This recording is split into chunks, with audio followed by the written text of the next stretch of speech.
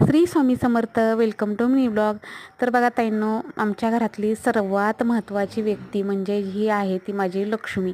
रोज नित्यनेमाने न चुकता दारामध्ये येते आणि खरंच दारामध्ये आपल्या घरामध्ये दारामध्ये गाय आलेली खूप शुभ असतं आणि साक्षात लक्ष्मीचा वास आपल्या घरामध्ये असतो. त्यामुळे नित्यनेमाने जी माझी तुळशीची पूजा करत असते, मी रांगोळी घालत असते, त्या टायमिंगला ती आलेली असते. इकडे बघू शकताय, माझी आज मंगळवार आहे. डीप क्लिनिंग करून सगळी देवपूजा झालेली आहे. मंगल कलशसुद्धा घासून घेतला, त्याच्यातली पानं नवीन पाणी जे आहे ते बदललं आणि इकडे भरपूर असे आंबे जे आहेत ते घातलेले आहेत पिकायला. वानवळा आला होता ताईंकडून आणि भरपूर असे आंबे जे आहेत ना ते घातलेले आहेत पिकायला. आपले हे म्हणजे केशर आंबा आहे, 2 जातीचे आंबे आहेत, असे वेगवेगळे घातलेले आहेत पिकायला.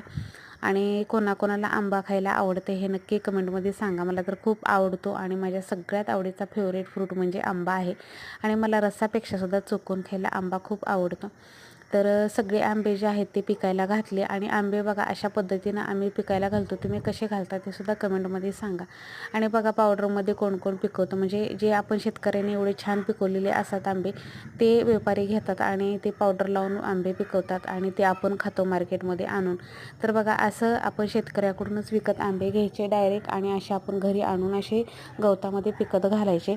तर त्यामुळे काय होतं, आपल्याला चांगलं प्युअर जे आहे ते आपल्याला आंबे खायला मिळतात. तर बघू शकताय पाड किती सुंदर आलेला आहे आणि भरपूर असे आंबे होते. जवळजवळ नाही म्हटलं तर 20-1 डझन आंबे असतील. हे सगळे आंबे पिकायला घातलेले आहेत.